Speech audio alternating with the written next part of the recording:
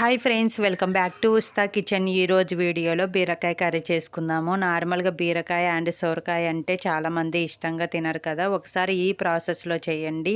ఈ మసాలా వేసి చేయడం వల్ల టేస్ట్ కూడా చాలా బాగుంటుంది. రైస్ అండ్ జొన్న రొట్టె, పుల్కా, చపాతీలలోకి చాలా బాగుంటుంది. బీరకాయలో పీచు పదార్థం ఎక్కువగా ఉండడం వల్ల డైజెషన్ ప్రాబ్లం ఉన్న వాళ్ళకి చాలా బాగా వర్క్ అవుతుంది. ఈవెన్ నైట్ టైం తింటే ఇంకా చాలా మంచిది. సో నెక్స్ట్ లేట్ చేయకుండా ప్రాసెస్లోకి వెళ్ళిపోదాము.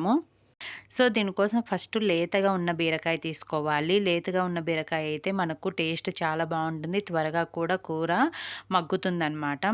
సో పైన పీల్ తీసేసుకోవాలి. మొత్తం కంప్లీట్గా తీయకుండా కొంచెం పై పీస్ మాత్రమే తీసుకోవాలి. కంప్లీట్గా తీస్తే అంతగా బాగుండదు కర్రీ అనేది. ఇలా కొంచెం పీస్ ఉంటేనే బాగుంటుంది. సో ఇలా తీసేసుకున్న తర్వాత చిన్న చిన్న పీసెస్లా కట్ చేసుకోవాలి. మనము ప్రెషర్ కుక్కర్లో వేయట్లేదు కాబట్టి ఇలా చిన్న పీసెస్ కట్ చేస్తే మనకు త్వరగా మగ్గిపోతుంది.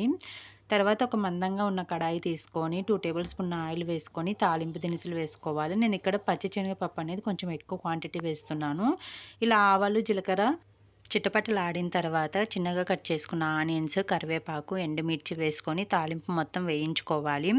ఆనియన్స్ కొంచెం కలర్ చేంజ్ అయిన తర్వాత దీంట్లోకి ఒక 2 పెద్ద టమోటాలను ఎర్రగా బాగా పండినటువంటివి చిన్న పీసెస్లా కట్ చేసుకొని వేసుకోవాలి.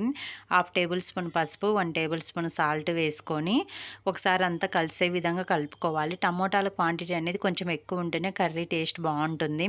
తర్వాత దీంట్లోకి మనం ఆల్రెడీ కట్ చేసుకొని పెట్టుకున్న బీరకాయ ముక్కలు కూడా వేసుకోవాలి. ఇలా టమోటాలతో పాటే వేయడం వల్ల టమోటాలు మగ్గేలోపు మనకు బీరకాయలు కూడా మగ్గిపోతాయి, బీరకాయ ముక్కలు కూడా.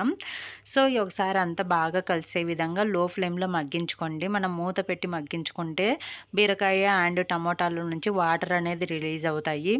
సో ఒకసారి 2 మినిట్స్ మగ్గించుకున్న తర్వాత చూడండి వాటర్ అనేది బయటకు వస్తున్నాయి కదా. ఒకసారి అంతా బాగా కలిసే విధంగా కలుపుకొని అడుగు మాడకుండా లో ఫ్లేమ్లో మూత పెట్టి మగ్గించుకుందాము. అందులోపు మనం మసాలా ప్రిపేర్ చేసుకుందాము. నేను ఇక్కడ పల్లి పొడి ఆల్రెడీ నా దగ్గర ఉంది కాబట్టి యూజ్ చేస్తున్నాను. మీ దగ్గర పల్లి పొడి లేకపోతే 1 టేబుల్ స్పూన్ పల్లీలను ఫ్రై చేసుకొని పొడి చేసుకోవాలి.